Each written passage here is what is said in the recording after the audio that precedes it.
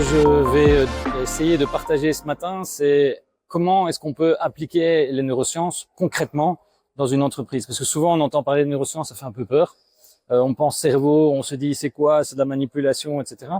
Alors, en fait, ce que les neurosciences nous démontrent maintenant depuis une vingtaine d'années, c'est surtout la compréhension du fonctionnement du cerveau. C'est-à-dire, là où on pense que nos pensées forment une espèce d'unité, en fait, il y a des zones à l'intérieur du cerveau qui vont assembler des pensées, et nous, en tant qu'êtres humains, en conscience, ça ne fait qu'apparaître. Donc, ce que je vais faire, c'est prendre des exemples, pas parler de cerveau, pas trop, je vais parler un tout petit peu, mais c'est surtout montrer à travers des exemples, faire participer toute la salle pour que ce soit eux, l'expérience scientifique, et qu'ils se rendent compte par eux-mêmes de plusieurs choses. Donc, la première, c'est que donc dans les petits tests que je vais faire, ce sont des tests dans lesquels les gens vont devoir un tout petit peu réfléchir. Et ce qui est intéressant quand on y pense, c'est que quand on réfléchit, en fait, il y a des pensées à l'intérieur de la tête que les voisins à gauche, à droite, devant, derrière n'entendent pas. Et pourtant, ces pensées sont bien là. Alors, toute la question que je vais traiter aujourd'hui, c'est est-ce que quand j'ai une relation client ou que je crée un site web, je dois me concentrer sur ce que la personne dit ou sur ce qu'elle pense? Parce qu'il y a une énorme différence. Ce qu'elle dit, c'est une toute petite partie de ce qu'elle pense. Et donc, en fait, c'est même, on va dire, 10 à 30%, c'est verbalisé dans un échange. Et il y a, en fait, entre 70 et 90% des pensées qui sont non verbalisées. Et pourtant, c'est là que ça se passe. Je te donne un exemple. Tu es dans le métro et quelqu'un qui te bouscule, spontanément, tu vas dire, mais espèce de gros con. Mais par contre, tu vas pas lui dire ça, mais tu l'as pensé.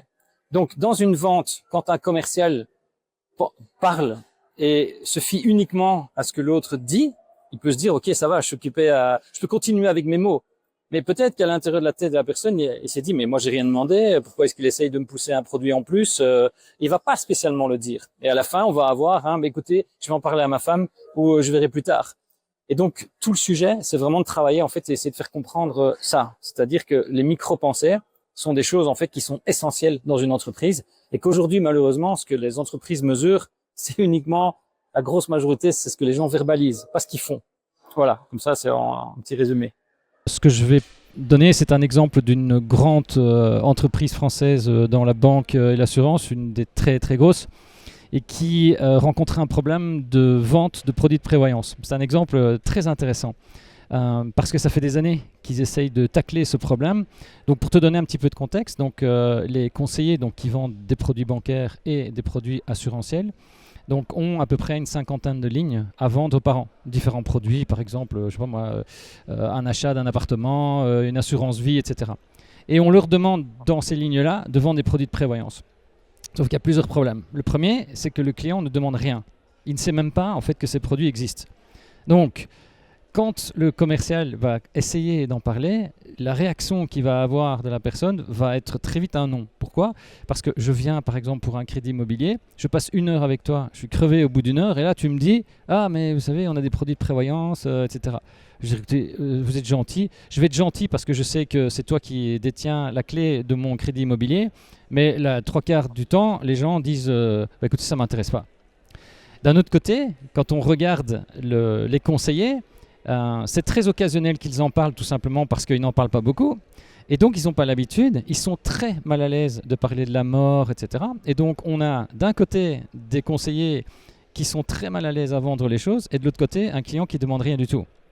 Et donc la réaction classique dans une entreprise c'est ils ne vendent pas de produits de prévoyance, donc c'est qu'ils ne savent pas assez. Donc je vais organiser une journée de formation pour qu'ils puissent être meilleurs et mieux comprendre et leur faire des exercices. Ils ont tout essayé et ça marche pas mieux.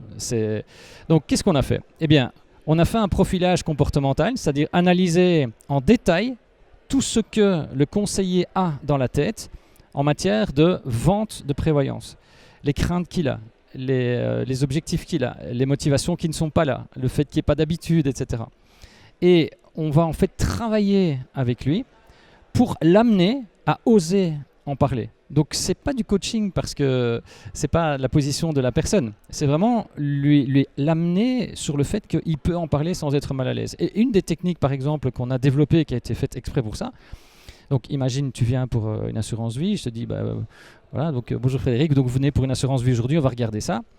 Mais faites-moi penser à la fin j'ai quelque chose à vous dire. Ça prendra que 2 minutes, mais ça touche la majorité des gens qui sont dans votre situation et parfois ça peut créer des situations très compliquées pour les familles. Mais on va d'abord parler de votre assurance vie. En fait, ce qu'on vient de faire là, c'est une amorce. Et l'idée, c'est que ça permet aux conseillers de temporiser le fait d'en parler. Il en parle aussi dès le début, c'est-à-dire qu'il n'attend pas la fin. Et souvent, en fait, ce qui se passe maintenant, c'est que c'est les clients qui lui disent « Mais vous m'avez dit un truc là, au début, là, c'est quoi ?» Et en fait, là, on a augmenté de 30%, stabilisé, hein, au bout de 6 mois. Ce n'est pas pendant une semaine. C'est stabilisé au bout de 6 mois. On a augmenté de 30% les ventes. Bah oui, là, et ça, c'est vraiment de l'application pratique des enseignements provenant des neurosciences sur ce qu'on appelle des micro-pensées. C'est-à-dire, on construit dans la tête du client, avec le conseiller, on va construire des phrases qui vont faire que c'est un peu comme un chemin du oui. C'est comment est-ce que je fais pour amener la personne vers un oui. Voilà. Eh bien, écoute, je suis passionné par ce métier depuis 25 ans. Donc, je travaille pour des grandes entreprises, même si on est tout petit, pour des problématiques de pointe en format de conseil. Et j'ai écrit un livre qui s'appelle Homo sapiens, 300 000 ans d'expérience client, dans lequel je détaille vraiment comment fonctionne un cerveau, mais de manière très simple, hein, très grand public. Et donc, mon site, c'est sapiensux.com.